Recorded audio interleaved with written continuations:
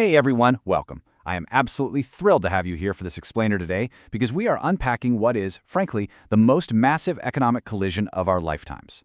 Think about it. On one side, you have the sheer, unstoppable economic muscle of human populations, and on the other, the relentless, exponential rise of artificial intelligence and robotics.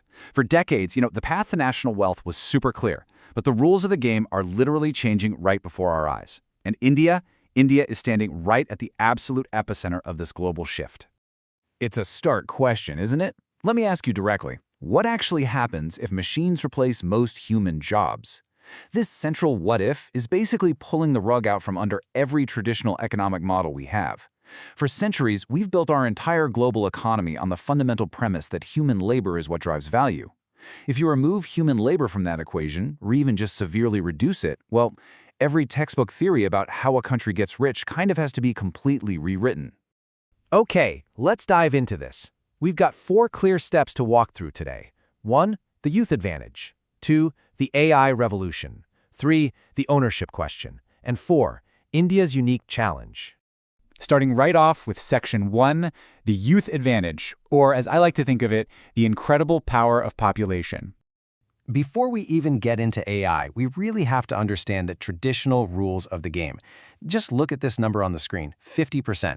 Right now, more than half of India's citizens are under the age of 30. That is just a staggering statistic. When a nation has a population that young, it creates this incredible, almost undeniable economic momentum. It's essentially a massive tidal wave of human energy entering the workforce, and historically, this has always been the ultimate trump card for developing nations. Economists actually have a very specific term for this. It's called a demographic dividend. Basically, it's that magic window when a large working-age population drives economic growth, productivity, and innovation into overdrive.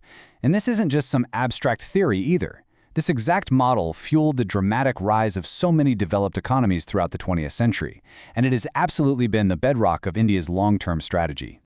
The traditional benefits of this demographic dividend are just massive. A young workforce means way higher production capacity. It means way greater consumer spending, too, because young folks are the ones out there buying their first homes, their cars, all the new gadgets. That naturally leads to increased tax revenues for the government to reinvest. And crucially, a young, energetic workforce acts like a magnet, attracting global companies and making the country a major hub for technology and manufacturing. It's this powerful, self-sustaining cycle of growth. Now, what's really interesting about this slide is the sheer contrast.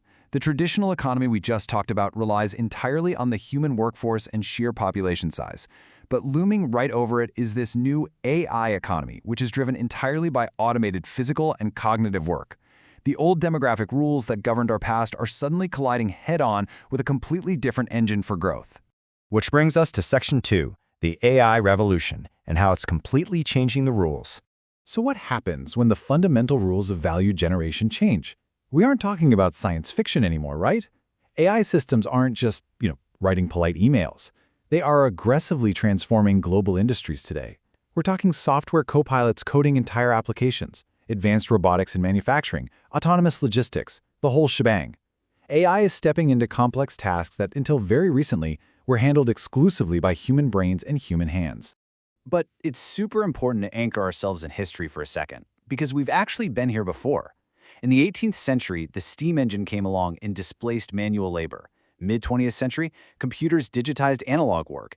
The late 20th century brought us the internet, which completely upended communication and commerce. And now the 21st century gives us AI. Sure, every single one of these technological revolutions displaced certain occupations and caused a lot of anxiety, but they also ultimately generated massive new economic opportunities that previous generations couldn't have even imagined. And that historical context leads us right here. Most experts actually do not believe AI is going to just eliminate all jobs tomorrow. Instead, the general consensus is that it will radically reshape the labor market. It's absolutely going to automate those routine, repetitive tasks, but it will also require workers to adapt, to pivot, and to develop entirely new skill sets. Meaning the skills that you and I value today, they might look very, very different tomorrow as these brand new industries are born. Let's move into Section 3, the ownership question. Basically, who gets to control all this wealth? So the crucial point is really captured in this idea. In a highly automated economy, the most important issue may not be employment itself, but ownership. Seriously, wrap your head around that for a second. If machines eventually do perform most of the labor, our entire conversation shifts from how do we work to who controls the wealth. If a tiny group of companies or individuals own the AI systems that generate all the money, while the broader population loses traditional employment, economic inequality could skyrocket to levels we have never ever seen. To try and counter that potential reality, governments and economists are already actively exploring mechanical policy solutions. We're talking things like universal basic income, or UBI, where citizens just receive a standard stipend. There are even serious proposals for robot taxation, literally taxing automated labor to fund public services. Some folks suggest public ownership of AI infrastructure, alongside shorter work weeks and expanded social welfare programs. Neutral point here. These are all simply policy mechanisms aimed at making sure the vast benefits of automation are shared broadly across society rather than hoarded by a few. And this brilliantly illustrates why human beings are still the main event. Even if machines are doing the heavy lifting, huge domestic markets still drive everything else. Humans are consumers. We create demand. We're innovators who dream up totally new applications. We are entrepreneurs and active societal participants driving cultural development and scientific research. A massive population is still a massive economic engine. It just operates in a slightly different way. Let's head into our final phase, Section 4, India's unique challenge. It's all about this crucial timing. Let's bring all this global theory into very sharp, specific focus. For India, the timing of this AI adoption is absolutely critical. The clock is ticking. India's demographic dividend is at its absolute peak over the next few decades, right as millions upon millions of young people are entering the workforce. So the profound challenge is a dual-track one. India has to figure out how to create productive opportunities for these millions right now, today, while simultaneously adapting to a technological landscape that is literally changing by the minute. Now, there is a clear step-by-step path forward to navigate this. Step 1, heavily invest in modern education. Step 2, aggressively build digital skills across the entire population. Step 3, foster a real culture of deep tech innovation. And Step 4, expand advanced manufacturing that actually works with automation, not against it. If India can combine its youthful population with these specific targeted investments, it can absolutely still emerge as a dominant global economy. Ultimately, it all comes down to these two diverging paths. If this massive transition is managed effectively, AI becomes an incredible tool that dramatically improves productivity, raises living standards across the board, and creates boundless new opportunities. But, and it's a big but, if it's managed poorly, if automation advances way faster than new job creation, policymakers are going to face very difficult, very real questions regarding profound inequality and social stability. That huge demographic advantage could actually weaken instead of compounding.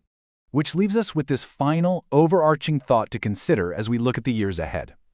As we stand at this crazy crossroads between human demographics and artificial intelligence, will technology ultimately enhance human potential, serving as the ultimate tool for our prosperity? Or will it replace it entirely? It is, without a doubt, the defining question of our era. Thank you so much for joining me for this explainer. Keep asking questions, and I'll catch you next time.